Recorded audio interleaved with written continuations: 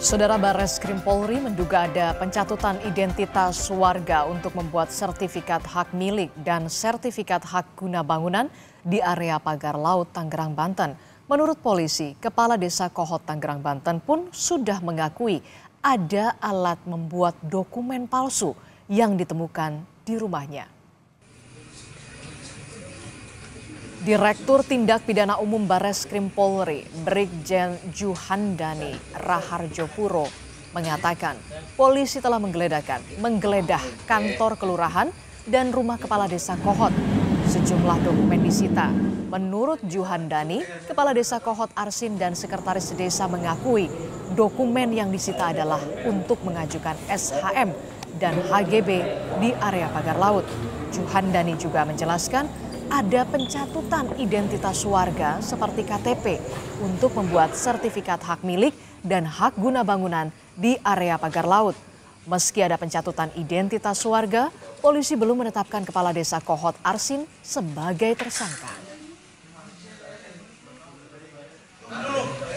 Sisa ataupun sisa kertas yang digunakan yang kita duga dan kita melihat identik dengan kertas yang dipakai girik yang digunakan sebagai alat untuk warkah.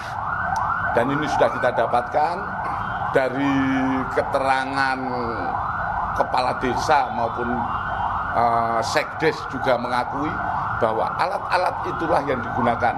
Dari hasil pemeriksaan yang sudah kita laksanakan terhadap beberapa warga memang benar dipakai, dicatut namanya dengan meminta KTP, fotokopi KTP yang akhirnya dimunculkan dalam surat-surat ini. Sementara warga itu tidak mengetahui dan menyatakan tidak memiliki, menguasai tanah tersebut. Tadi di sana saya berdebat sama Pak Lurah. Pak Lurah ngotot bahwa itu dulunya empang. Barreskrim Mabes Polri menggeledah rumah Kades dan Sekdes Kohot hingga kantor desa dan menyita 263 warkah tanah dalam dugaan tindak pidana pemalsuan dokumen penerbitan surat hak milik dan surat hak guna bangunan di area pagar laut Kabupaten Tangerang. 44 saksi dari warga hingga kementerian telah diperiksa. Polisi menduga Kades Kohot Arsin mencatut nama warga untuk menerbitkan girik palsu. Meski sudah diperiksa, polisi masih belum menetapkan Arsin sebagai tersangka. Dalam proses ini sudah melakukan pemeriksaan terhadap 44 saksi. Ya, teman-teman menanyakan siapa saja, tentu ini dari ada masyarakat, ada perangkat desa, ada kepala desa, kemudian ada juga dari pemerintah daerah setempat, termasuk dari kementerian. Tentu ini langkahnya pada status saksi, ya.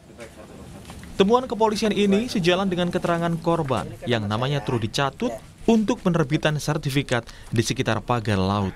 Tahu-tahunya identitas anak saya terjadi seperti ini, gitu. Terus saya baca-baca di surat tersebut itu ada keterangan waris. Punya lahan di daratan atau? Saya sama sekali nggak punya, Pak. Semeter pun saya nggak punya. Kalau di laut? Kalau di daratan? Di darat pun saya nggak punya.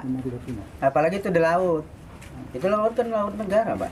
Tapi tiba-tiba ada penerbitan itu, Pak? Ya itu, Pak. Sementara itu, Lembaga Bantuan Hukum PP Muhammadiyah yang melaporkan kasus ini ke polisi meyakini keterlibatan Kepala Desa Kohot Arsin dalam pemagaran laut di Kabupaten Tangerang. Ketua Riset dan Advokasi LBH PP Muhammadiyah Gufroni berharap seluruh yang terlibat dalam kasus pagar laut dapat dikenai sanksi hukum.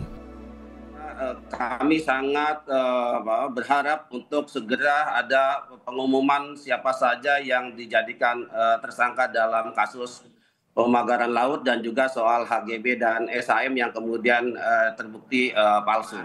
Yang sedang diusut ini kan untuk Desa Kohot, ya. Kita belum mendengar apakah 16 desa juga termasuk yang masuk dalam tahap penyidikan ini.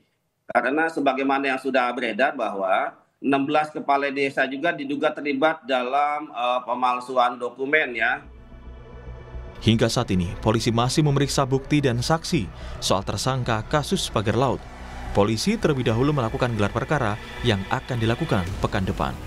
Tim Liputan, Kompas TV.